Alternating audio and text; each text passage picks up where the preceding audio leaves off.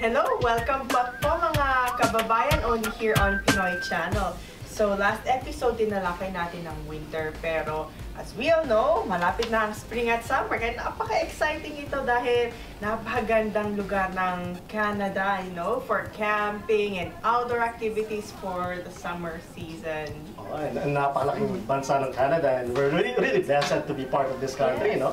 And this year would be extra special because Canada is celebrating its 150th birthday. So we expect na marami activities all throughout Canada because of this milestone. That's true. At saka, because we are 150 years, magiging free yung entrance dun sa mga national parks. Yun. Pero kailangan magano muna, they have to get their pass and they just have to log on very straightforward naman. Log on to the website na nakikita nyo sa baba and then your pass will be sent and mailed to you. Wow. Ito ba yung tsura nun?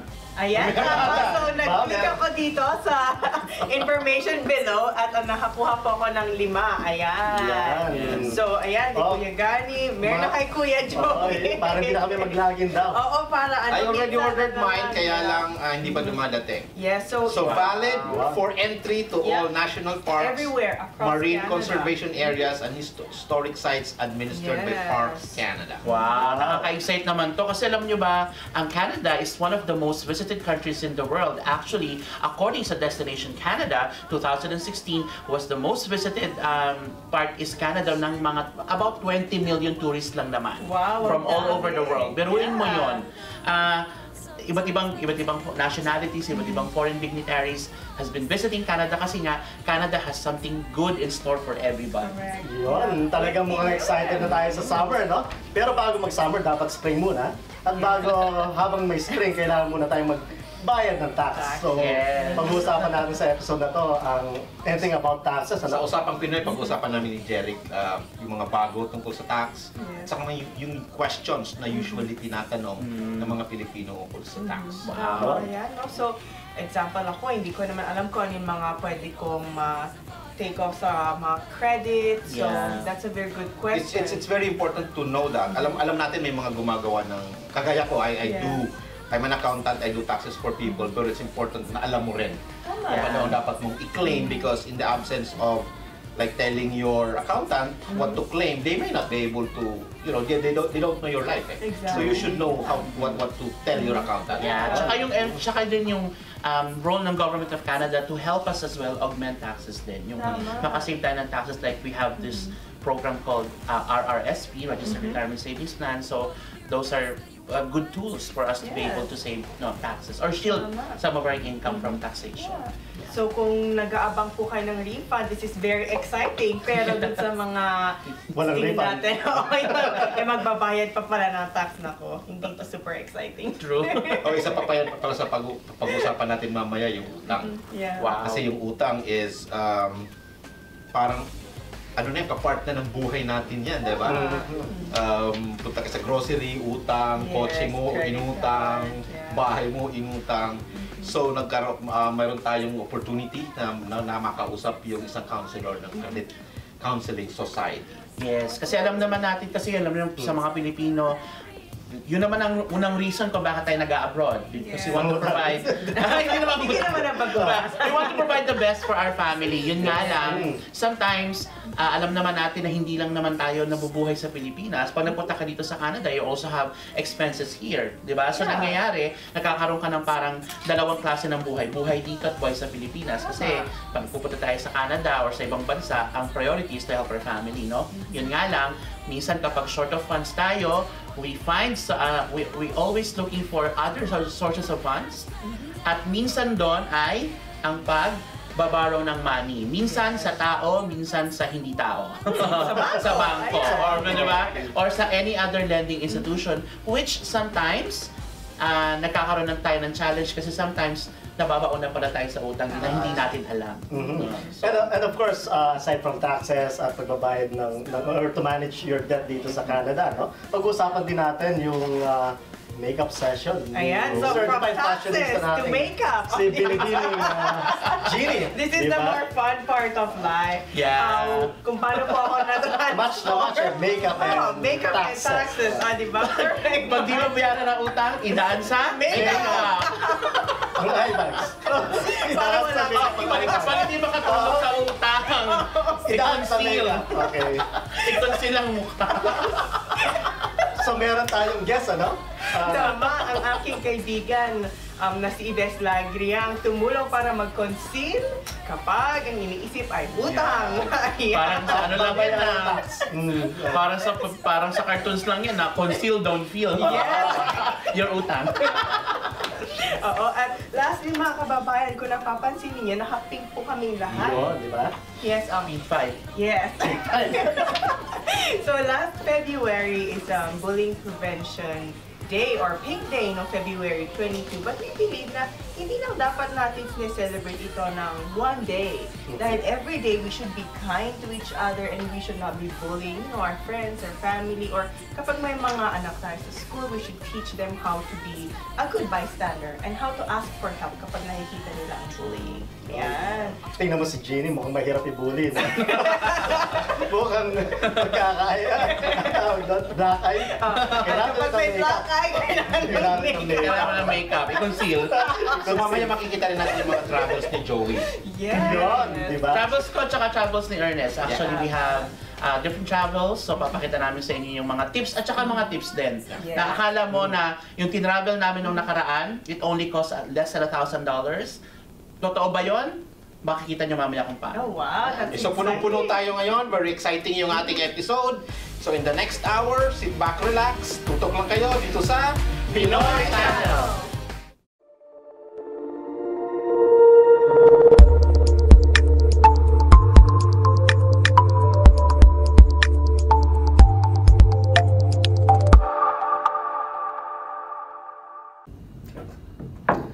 Magandang araw mga ka-Pinoy Channel. Ito po si Jeric Mendoza Po si Isagani Fabi, sa bagong edisyon ng Usapang Pinoy. Pinoy Channel. Okay, so panibagong edition natin to, no? At Yes, pag-usapan correct. natin ngayong araw na to, I think all about taxes, di ba? Yes, because it's tax season, Derek. Yon, at syempre since may resident expert tayo about taxation, si Mr. Sagani Fabi, ay tatanungin natin si Gani about tax, no? Okay? Okay, Gani, kasi ako ay immigration consultant, ano? At pangkaraniwan tanong sa akin ng mga foreign worker ako at nasa Pilipinas pa ang pamilya ko, Mhm. may tax implication ba yon? Okay. So marami akong clients na foreign workers. Mhm. At of all my clients, I think I is to really pay particular attention and give more education dun sa mga foreign worker. Kasi unang-una sila yung bago. At malaki kasi yung pagkakaiba ng taxation sa Pilipinas at saka dito. Oo, kumbaga, it's a different animal para sa kanila, no? Exactly. At syempre, ito yung mga marami pang iniisip at ito yung mga bago nga sa Canada, so kailangan ma-educate natin sila ng gusto. Okay, going to your question, ano ba yung tax implication ng foreign worker? Actually, ang foreign worker ay similar din to us, resident, the permanent resident. And dun sa mga tawag nito, citizens ng Canada, Okay. ano man ang income na kitain nila dito, ay subject pa rin to tax. However,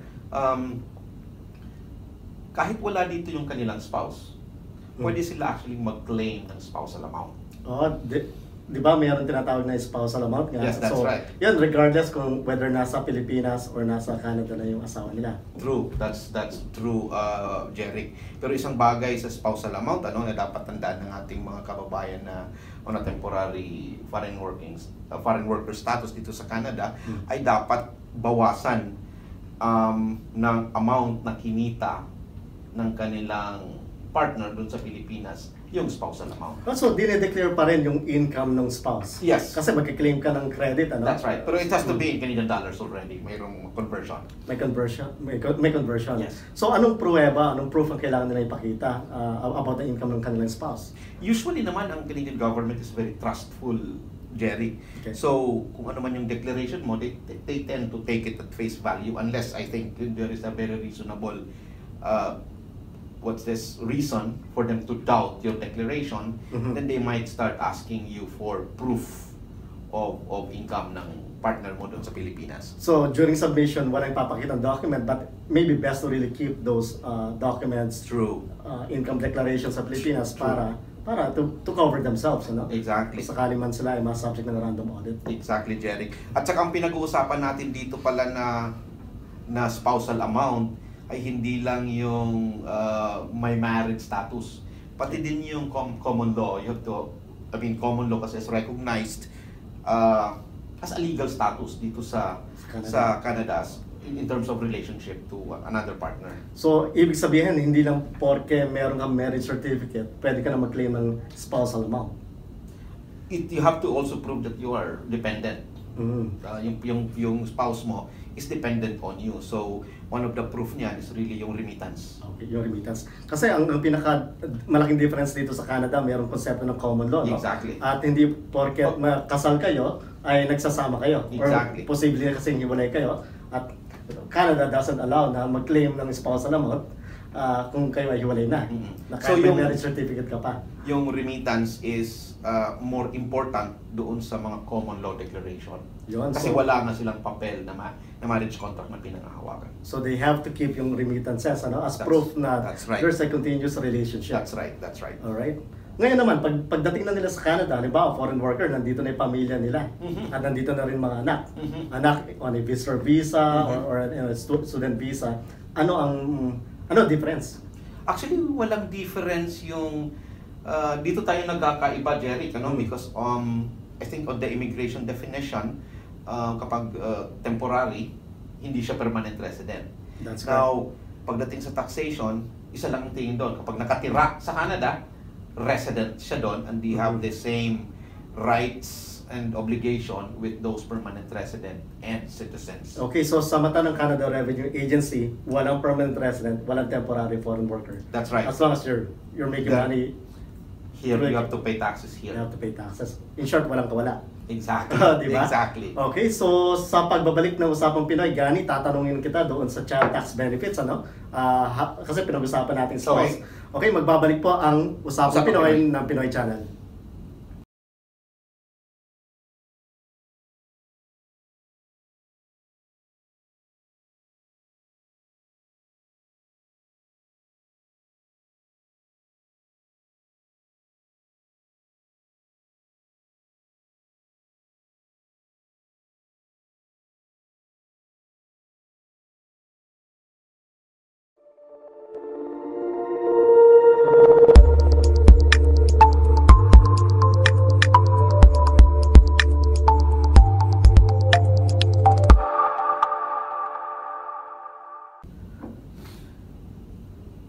Nagbabalik po kami ka Pinoy Channel dito sa Usapang Pinoy.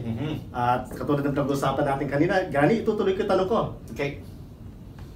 So, Paano ang child tax benefit Okay. kapag ang anak ko ako ay foreign worker at ang anak ko ay nasa Pilipinas pa? okay. Ito pala yung pagkakaiba, no? Tinatanong mo kanina yung pagkakaiba ng those with temporary status versus dun sa permanent resident. Actually, meron palang pagkakaiba. Ang child tax benefit kasi noong mga immigrants with on a temporary status Okay. dito sa Canada, kailangan yung applicant ay nandito na for 18 months bago nila ma-avail yung child tax benefit. Hindi katulad nung Applicant, which means yung bata? hindi, yung parent. Yung parent, okay. Okay, the parent should have been here for 18 months Okay. bago sila Mag-claim. mag-claim And child that's tax regardless of status yan. Yes, Okay. that's true. So on the 19th month, pwede na sila mag-apply and they are already eligible to receive a child tax benefit. And that's even if ang bata ay nasa Pilipinas pa? No, it has to be upon arrival of the child. Dapat ang bata nandito na. Okay. So just to clarify, yung 18 months ay ang view nun sa parent. Yes, that's Okay, right. dapat ang parent ay 18 months na nasa Pilipinas. Nandito sa Canada. Nandito sa Canada. Pero yung bago pa rin makapag-claim, dapat yung bata nandito na rin. Exactly. But it doesn't mean yung bata kailangan na 18 months dito. No, ang So, requirement yun ang- is for the parent to be here at least 18 months. So ano option ng mga halimbawa ng iba na nakalimutan gawin yan o nakalimutan mag-claim? Do you have to claim or You have to claim. You have to claim actually. You just have to do it the soonest possible time. Kino-compute naman ng Canada Revenue Agency yan retroactive from the moment you become 98 months. Okay. So, importante siguro kung di nila kabisado, you talk to a tax advisor That's like right. yourself, diba? That's right. Kasi it's very complicated at sayang kung hindi nila may kiklaim. It's a big benefit kung susumahin mo. Okay. Oh, okay. Aside from that, Gani, do you know of anything na kadalasan nakakalimutan i-claim ng mga ng mga permanent resident, temporary foreign worker na credits? Yeah, actually may mention ko lang siguro yung mga common na mga tax credits na pwede nilang i-claim. Unang-una nandyan yung RRSP. Okay. Registered Retirement Savings Plan. Okay. So yung Registered Retirement Savings Plan or RRSP ay idinideduct doon sa any contribution to that during the year can be deducted from your net income so that it would reduce your taxes for the year. So the idea is that you're saving money for the future Okay. at deferred by tax. Yes. Ganun yung konsepto. But you have to understand also na yung RRSP, the moment you contribute, while nagiging tax credit siya, during the time naman na i-withdraw mo siya, taxable na siya. But the idea kasi of RRSP is that i-withdraw mo siya during the time of retirement. And if that is your only source of income, yung taxes na will be very, very low. So, ayan, importante malaman nila. I think may limit pa yata ang RRSP, no? Exactly. You can only contribute as much as 18% of your previous year's income. Okay, sounds good. Anything else? May marami pa tayo. Actually, napakarami, no? Pero ibabanggitin ko lang yung mga common at yung mga usually ina-avail ng ating mga kababayan. Nandyan yung public transit. Okay. I don't know kung alam mo yan, Jeric, na kung ikaw sumasakay ng bus, lalo marami sa ating mga kababayan dito na foreign worker ay wala pang mga sasakyan. Kapag ikaw ay nagbabus, pwedeng yung binibili mong bus tickets ay pwedeng ma-claim as a tax credit. So do you keep the tickets or di ba may mga cards yan? You should keep the ticket. At isa pa pala yun, you should remember that ang claimable lang ay yung monthly pass. Hindi pwede yung tens, at hindi pwede yung para sa isang sakay lang. Okay. Dapat has to be a monthly pass. Alright. So, mayroon din yung mga donation. Halimbawa, nagdo-donate tayo sa church. Okay. They have to be registered in the respective churches and then they would be given envelopes and they would be issued receipts at the end of the year. Alright.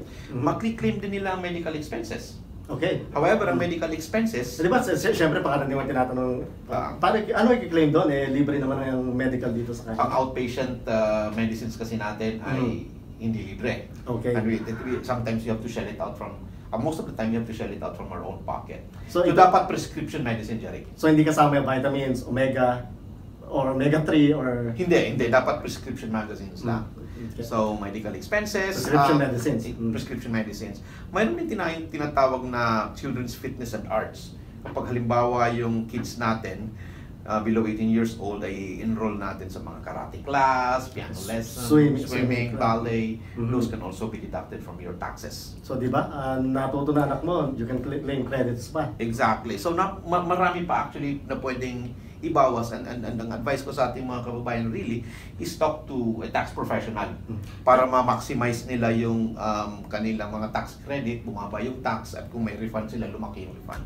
Kung sakali Gani, no, since narinig na rin tayo ng kababayan natin, kung kailangan yung kanilang kontakin, paano kanila makakontak? My number is 306-203-0143 or you can also reach me at my email address which is isagani.fabi@yahoo.ca. Yung kasi difference dito sa Canada, no, ang daming tax credits para sa pangkaraniwang tao, hindi lang sa mga malalaking kumpanya. And it's really good to talk to a professional para ma-avail lahat yung mga tax credits na yun. That's right. Okay, so marami pa tayong dapat pag-usapan, Gani, but ubos na tayo ng oras, ano? Exactly. I'm excited sa ating next episode. Oo, pag-uusapan natin ulit yan sa pagbabalik ng panibagong episode ng Usapang Pinoy.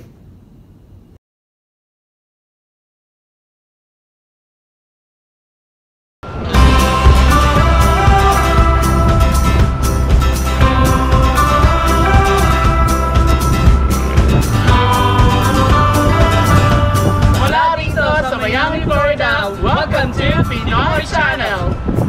Ayan mga ka-Pinoy Channel, so welcome dito sa aming cruise trip dito sa Miami, Florida. Welcome to Carnival Sensation. Joey, yes, sasamahan namin kayo ngayon. Pupunta tayo sa Eastern Caribbean kung saan pupunta tayo sa Key West at sa Cozumel, Mexico. So abangan niyo po yan mga ka-Pinoy channel. So we'll let you know kung ano ang magiging resulta ng aming trip na ito and we'll guide you kung ano mga tips as well. So yeah, abangan nyo. Yeah, para sa mga biyaherong Pilipino at ganun din sa ating mga Canadian travelers going to outside Canada, we can give you tips and tricks on how to make your trips a worthwhile vacation. That's right mga ka-Pinoy channel. So stay tuned.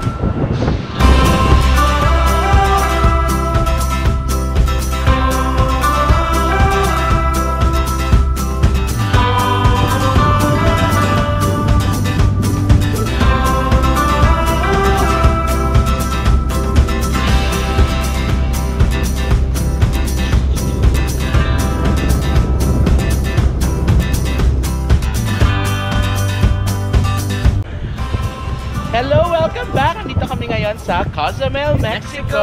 Welcome! Hola! Yes! Kita nyo naman sa likod namin ang tatlong Carnival cruises na nandyan sa gitna yung sinakyan namin. Carnival Sensation, di ba? Yes, meron din Carnival Triumph and Carnival Paradise. Talagang Carnival Trump. Oh, Trump. Sorry, Triumph pala. Anyways, so ano ba matutukosan natin ngayon today, Ernest, dito sa Cozumel? Cozumel?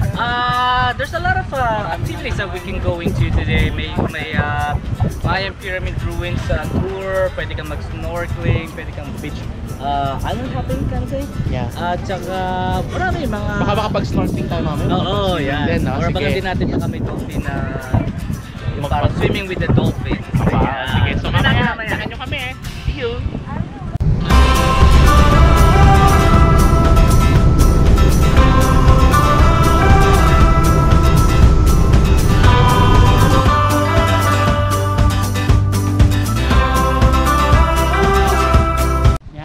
Mga Pinoy channel, dito kami ngayon sa Cozumel, Mexico para mag snorkeling session. So yeah, kita nyo naman po ang ganda ng paligid. So sabi sa amin ng instructor kanina, hanggang doon kami sa buoy na yon. Kami dapat lumagpas. Tingnan natin mamaya as we go along and sail with the wind and the water. Tingnan natin sa loob, sa ilalim ng dagat ng beach na ito. See you!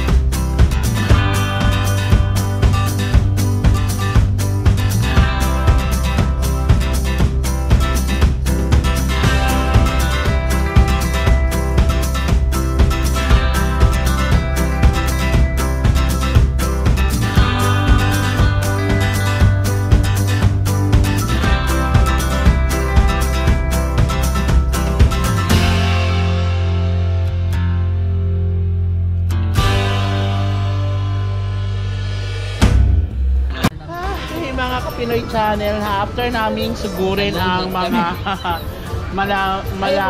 hurricane na alon, nandito naman kami ngayon sa Lutong Pinoy. Kung saan takta nyo naman po, Lutong Pinoy po yan ha.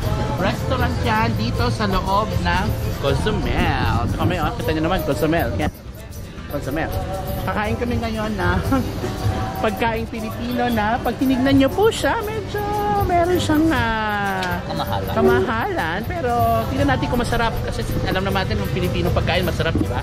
So mamaya tingnan natin, abangan natin ang mga pagkain na yan. Diyan lang po kayo.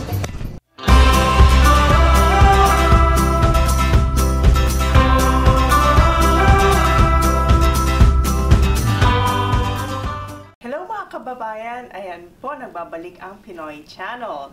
So as you can see, wala pa po akong makeup. Fresh na fresh pa lang.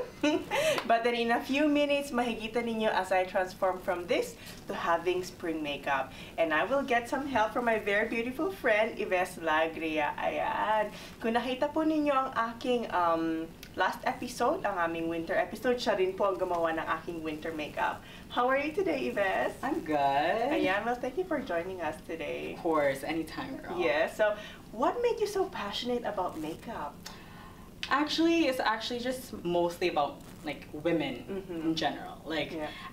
I grew up as a really feminine and flamboyant person, so I just look at them as you know, work of art. Yeah, so you also like, I guess, the transformation. Yeah, and the transformation of like enhancing a beauty of a Filipino woman. Ayan po. So speaking of transformation, let's start the transformation from this to spring makeup.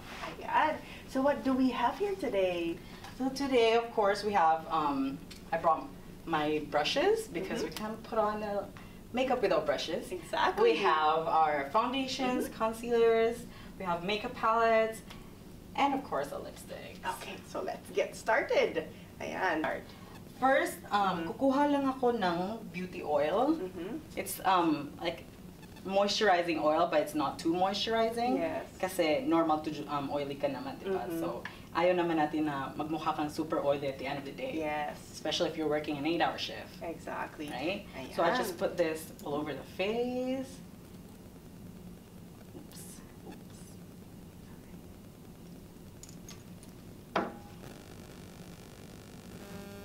And just massage your face with it too, para it goes lahat ng corners ng ating face.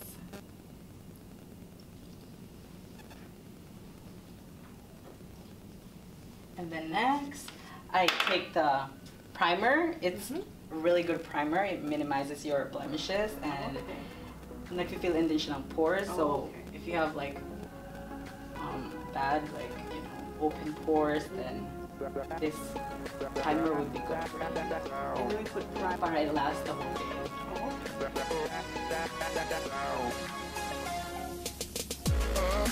And focus din natin yung T-zone kasi dito din like mga-oily usually, right?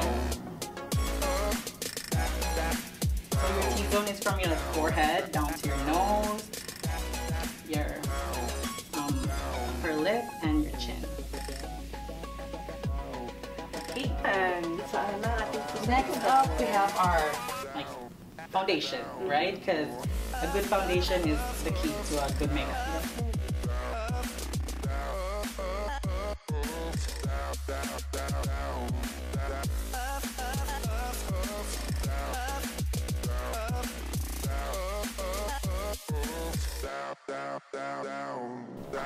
Next, I'm gonna use the concealer.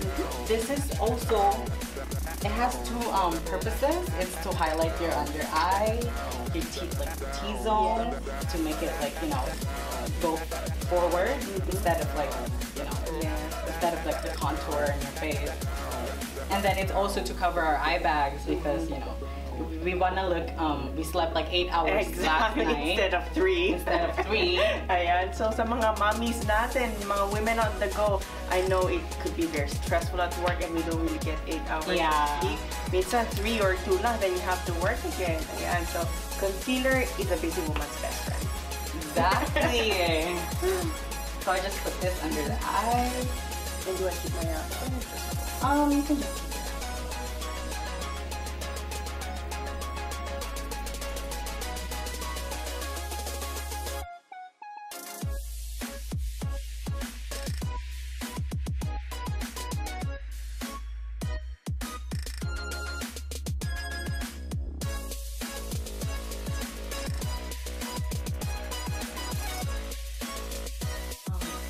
get the concealer to last long. We use a translucent powder.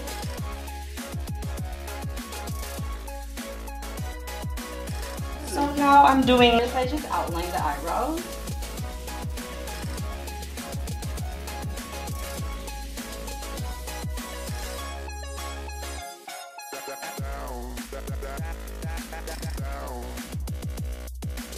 And just for the eyebrows, just make sure you blend it really good. Because you don't want to really harsh line in your eyebrows. You need to look like actually drawn and not natural.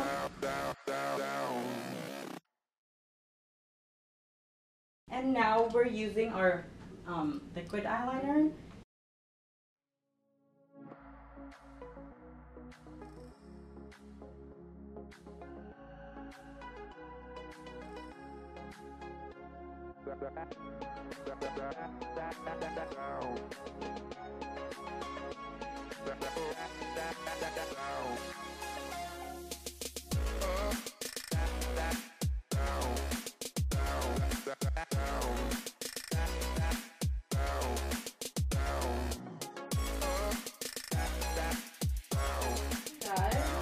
we're gonna use our mascara to brighten up our eyes.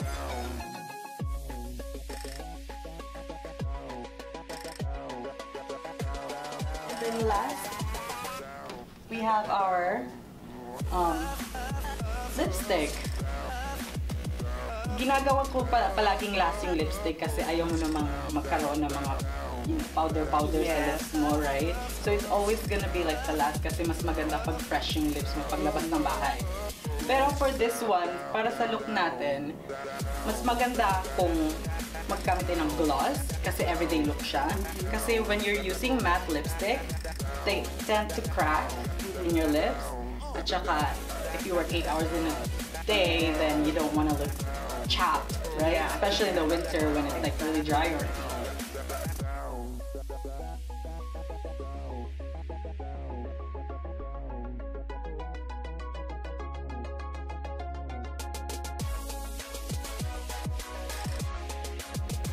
Okay, so we're done. After we're done, we always want to set our face with a setting spray para fresh looking. 1, 2, 3.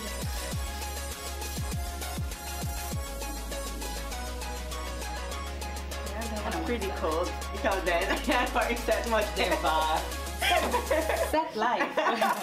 Ayan po mga kababayan. So you've got our natural makeup for today for the mommies on the go or for the working woman. So maraming salamat po ulit and check us out next time only here on Pinoy Channel.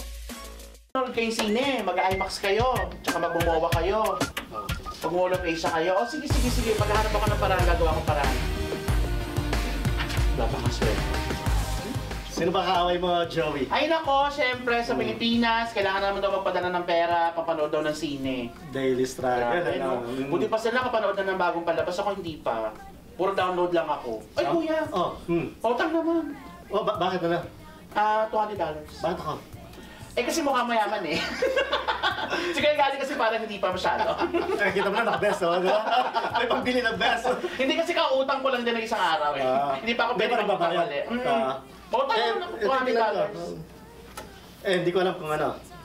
Maghanong ka tayo, no? $200. Magkano? 200. 200 lang pera mo. 100 lang. Oo. 200 ng pera mo. O sige, okay lang. O so may utang. O sige, okay lang. May utang ka pa sa akin 100 ha. Pasensya na kasi sa susunod na lang ano. Okay lang yan. Basta basta may kulang ka pa mamaya yung $100. Ay, buti. Salamat ano. Buti naintindihan mo ako. O sige. Salamat ha. Sige, thank you. $100. Yes. Anong nangyari doon? Ang labo nun ah. Parang may mali ano. Pero ganun talaga, kapag tayo ay nagkakapatong-patong ng utang, malabo. Malabo talaga sa buhay yan. Kaya ang susunod nating pag-uusapan ay tungkol sa utang or personal credit management. So, abangan nyo ang interview ko with the Credit Counseling Society. Abangan natin yan. So welcome back mga Ka-Pinoy Channel. Andito na naman po ang inyong lingkod, Isagani Fabi. At ngayong araw ay pag-uusapan natin ang isang bagay na napapanahon at importante sa ating buhay dito sa Canada. Ito yung utang or credit.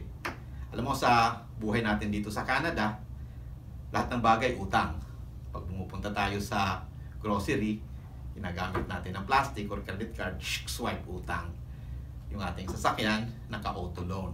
Yung bahay na tinitira natin, naka-mortgage. Lahat ng bagay, utang.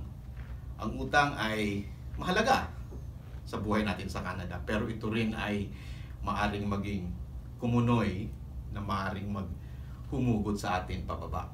Kaya andito tayo ngayon at I'm glad that we are joined by Mary Castillo of the Credit Counseling Society. So Mary, welcome to Pinoy Channel. Thank you. Tell us more about the Credit Counseling Society. So Credit Counseling is a non-profit charitable organization. We've been around for about 20 years in Canada. Our office here in Saskatoon has been located here for about 2.5 years. We're an accredited non-profit charitable organization.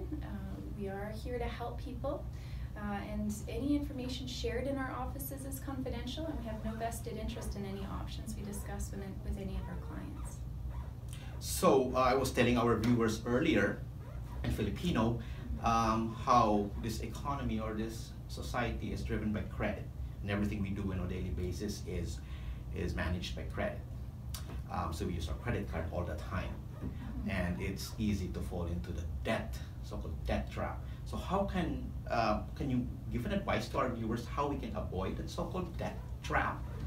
Yeah, some things that you can kind of monitor is making sure that you're paying off your credit cards every month when you're using them. If you are using them and you're carrying a balance, just make sure you're actually trying to pay off a little bit extra on the minimum payments.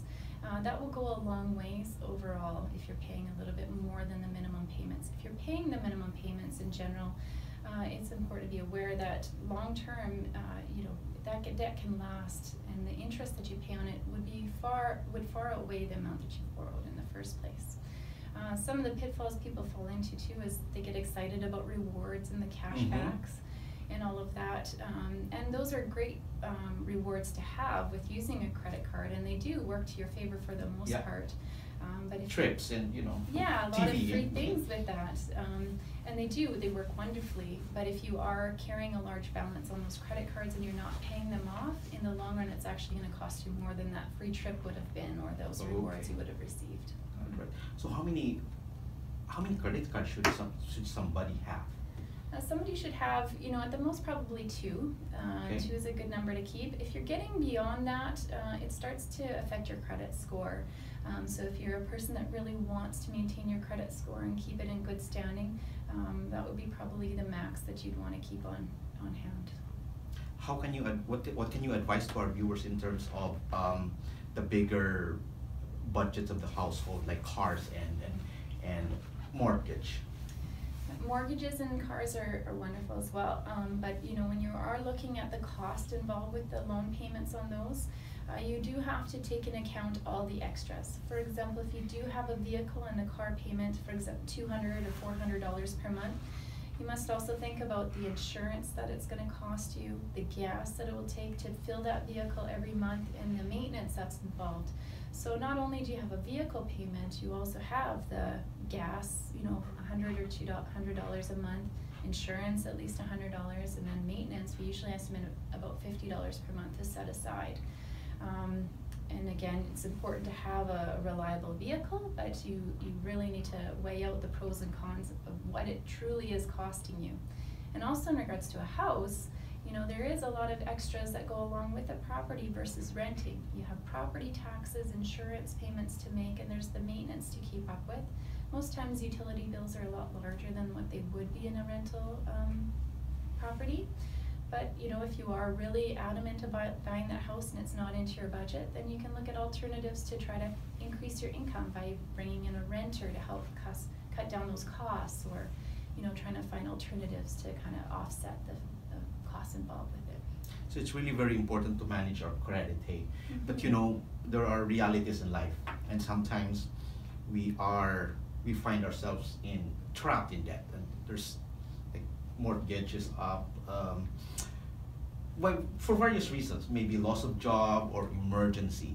Now, if you are in heavy debt or you're trapped in debt, how do you go out of that? But before you answer that, Mary, I'd like to give way to our sponsors, and mga kababayan, we will be back po shortly. Your card has been declined. Oh, try this one. Rob here. Collections here.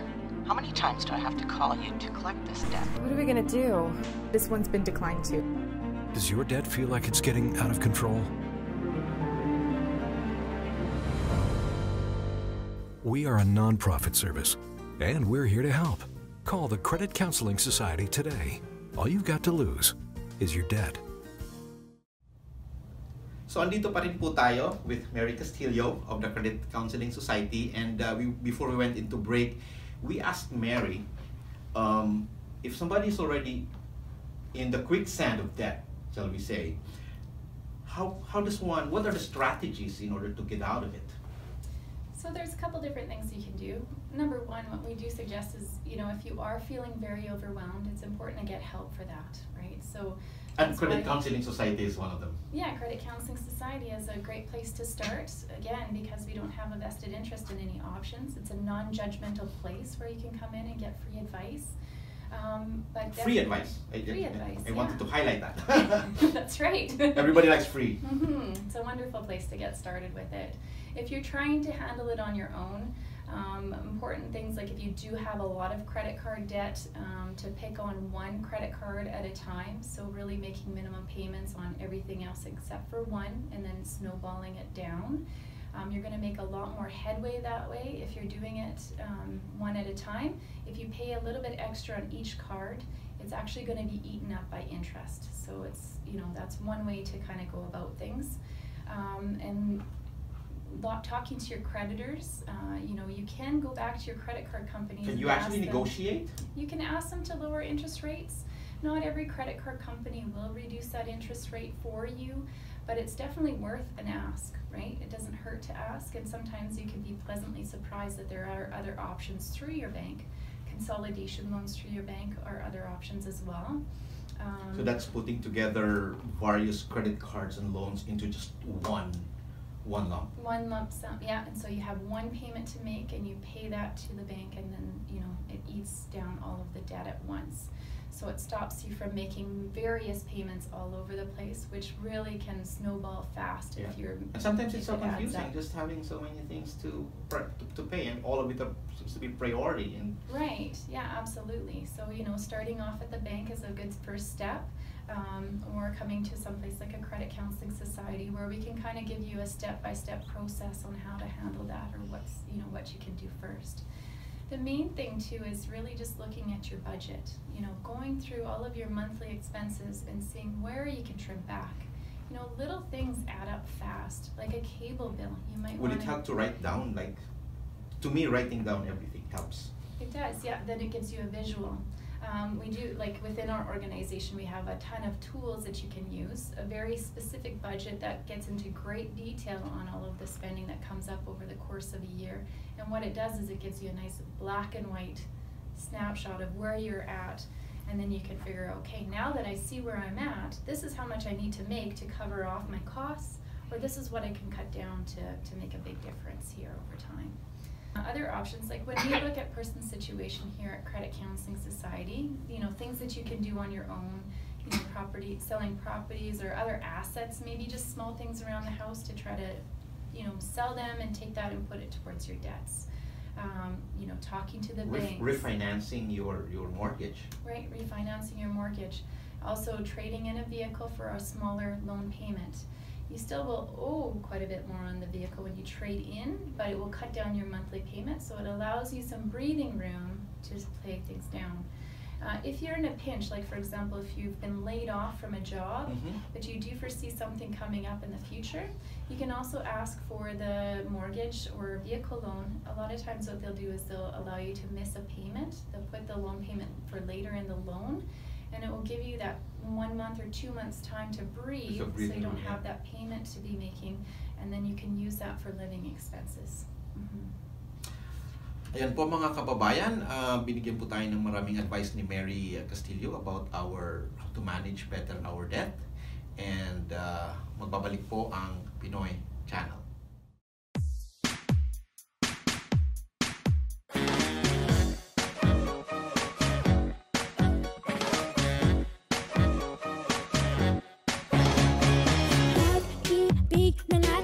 Sigurado na nga ako, dahil kung hindi, edi sana di ka iniisip buong maghapon. Tulala at biglang ngiti na mag-isa pag naiisip ang mga sandali na tayo ngayon ang nagkakilala. Sa aking sarili ay di ko na matago, panaginip na dati ay malabong mabuhay o matupad sa aking realidad. Ngayon ay unting-unting kumaklaro. Mahiwaga sa pakiramdam, tinig mo ay musika na pinapakinggan. Kilig na bumabalot sa aking buong katawan, pinawi ang lungkot na inakalang di may ibsan.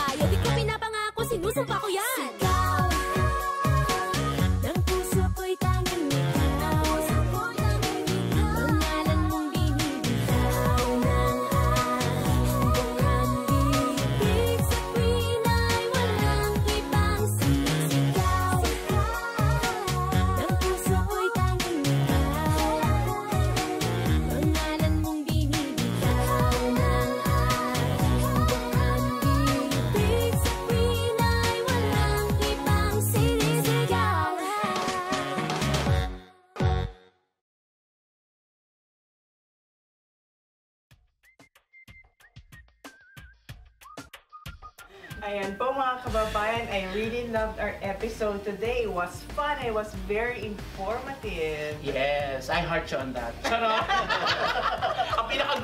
Actually nagustuhan ko sa segment natin today na lahat maganda, pero syempre pinakamaganda yung makeup session. Syempre, I-enjoy ko naman. Woke up like this no?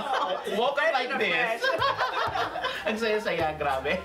So, saan mo natuklasan si Ives, ano? So, kaibigan ko si Ives, nakilala ko siya from another model na kaibigan ko. So, dun sa last winter shoot na ginawa natin, actually, I had a photo shoot prior to that. So, we collaborated on that. And I said, Pinoy ka? Yeah, okay, so let's do this. Akala ko gumamit ka ng apps, ano? Yung catch a Pokemon. Pero syempre, salamat at punong-puno yung episode natin ngayon. Syempre, hingi pa rin tayo ng ideas sa mga viewers natin kung may naisip kayong ideas ng mga episodes o may mga tanong kayo, email or post lang kayo ng message sa aming Facebook page. Kanina sa pag-uusap namin si Mary Castillo pala yung guest natin from Credit Counseling Society. Napakarami akong natutunan sa kanya tungkol sa pag-manage ng personal finances, especially managing credit. I hope yung mga kababayan natin marami ring natutunan sa kanya. Tama yan. Yes, at bago pa man po tayo magkalimutan sa lahat-lahat, gusto po namin pasalamatan lahat ng bumubuo, ang staff, at the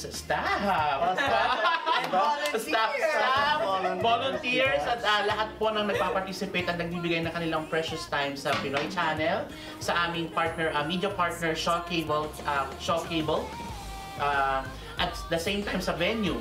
Ang pangalan ng venue po yan? Well, basically, the properties managed by Macro Properties. Yes, yung buong building na managed by Macro Properties. Maraming salamat. Thank you very much for hosting us here, for letting us use your facilities at the same time sa aming media partner, Shaw Cable.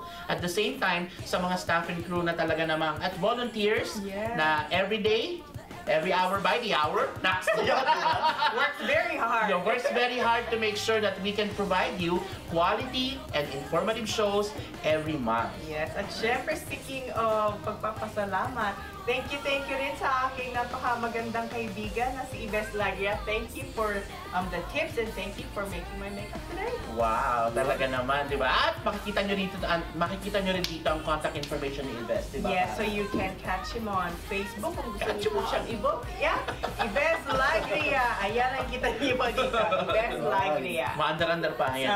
Dala di Pikachu. Pokemon Go pa. At syempre, hindi makakalimutan natin yung mga viewers natin na nanonood ng Pinoy Channel, ng ating mga ka-Pinoy Channel. Maraming salamat sa panonood ninyo at pag-suporta dito sa ating show. Yes. Tsaka, supportahan nyo po at panoorin po. Saan ba tayo makikita? Sa ating official social media accounts. Meron tayong Facebook, meron tayong Instagram, meron tayong Twitter, meron din tayong YouTube channel, at meron din tayong spot sa Pinoy, sa Shaw Cable Saskatoon website. Shaw Saskatoon. Unfortunately, wala na tayong oras. Sorry. Dito muna tayo magtatapos. Ako po si Isagani Fabi. Ako po si Jeannie Buwan. Joey Amor. At ito po si Jeric Mendoza.